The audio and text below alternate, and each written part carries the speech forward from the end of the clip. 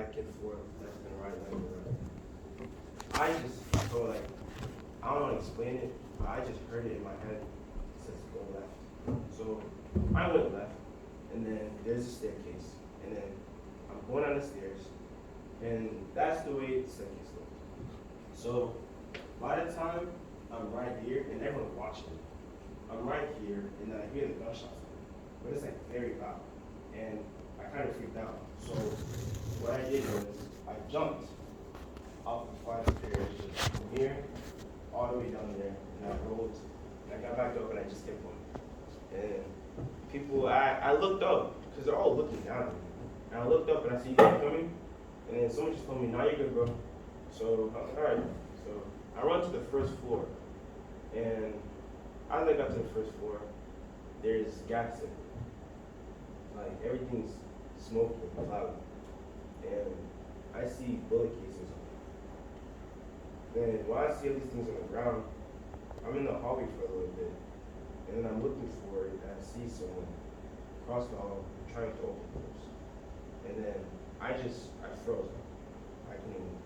And as soon as he felt like he looked at me, seen me, and tried to come towards me, I threw my phone. I just tossed it like, as hard as I could.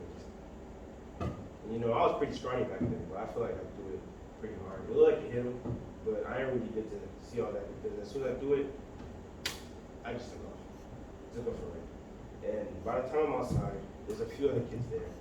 And there's a police officer literally standing there outside the building. And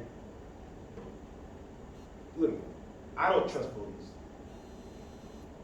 So when I see him, I asked him, "Officer, do you have permission to leave?" He said, "You can leave." So I left. And as I'm leaving, I'm outside. I hear there's more gunshots, more fire from inside the building. So at this point, I'm not really freaking out. It's like, I don't explain it, but it's like my head was just like focused, like everything around me, it's happening so fast. So I'm not really processing anything yet. So by the time they start letting students out the building, from like the first floor, there is this police officer that had seen me, because I was pretty close to school. The officer seen me and told me to come with him. And I'm not gonna argue. So I just went with him, and he brought me back inside the building. So we're going up the stairs, and then as we're going up the stairs, I started to limp just a little bit. Like, I flinched a little bit, I started limping. So I'm limping up the stairs, and I get to the third floor, and I get to see that the shooter that was going up the building, he made it to the third floor. And as I'm in the hallway, I see that my first period teacher for geography, I see his body on the ground. And I see other bodies within the hallway, and I could hear people still in the classrooms crying. And that's when it just started settling in. So I ran out the building. I'm back out the building. And as I'm out the building, I see some of my friends, they're crying, some are crying. They come and hug me and stuff. And as they hug me, they order us to get away from the square. So as we're walking away, it's like I start walking, and then I start looking, and then I fall. I'm on the ground, and I can't get up. And I looked at my ankle, and I see it was like my ankle, I could see a bone peeking out, and my ankle went just a little bit to the right. So I felt the pain, and then it started hurting. And then I could feel pain, and then everything just, I realized what just happened. And my friend, Josh, he had picked me up, and he put me on his shoulder, and we had walked away from the school. So February 14th, 2018, my school had that shot.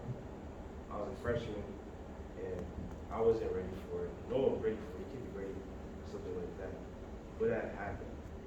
And my ankle, the doctor says it's not completely broken, but it's pretty messed up.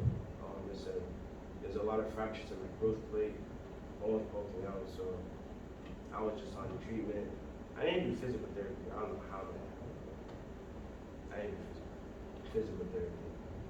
So after all that's going down, weeks follow, and it's not clicking to me yet. Like, I know what happened, but it's like, I didn't cry. I didn't sit there and think about what happened. Literally, the day it happened, as I went home, I'm sitting in my bed, and I realized that I didn't submit my project. And that's so funny to me, because after all that happened, I'm worried about my project. And it's like, I felt like, even to this day, when I try to think about it, it's not like I didn't care. It just wasn't, nothing was connected at the time. It wasn't hitting. Even now, sometimes it's like, I already graduated from college, obviously. So it's like, it feels like it's a lifetime ago. But even though it's a lifetime ago, I can still feel it. You know, I still feel the pain from that. And I would say I'm doing relatively okay. So I just feel that things happen in life, and bad things are gonna happen. And you're not always gonna be ready for what happens, and you're never always gonna have time to prepare. But it's not so much of how you deal with things in the now. I think it's more of how you live on past it. How do you live past tragedy? How do you live past that? Those things really, really shape something. It can change who you are. It can build you to be better, or you can be worse. Like today, Gabby's speech, she was talking about serial killers. He went into that building and killed 17 people. The excuse was that he was even going to school that year. I think he was there for he got expelled like 2 years ago, or a year prior. They said that he was bullied his years while he's in high school. But what doesn't make sense to me is that you're bullied then, but you want to come back and reign terror now. Like, what happened now? And it's not even like, I can't say that for his perspective, something triggered him. It said that he literally made a video saying he was gonna do it and posted it, that he's gonna shoot the school. Yeah, did that. And even till now, I think he just now pleaded guilty. He tried to take the insanity plea. He tried to pretend to be crazy and talk about demons and all that stuff. And now he's finally gone for guilty. So I don't know how much this is gonna go on. It's been almost 4 years criminal justice. So, but thank you for listening to me at the end.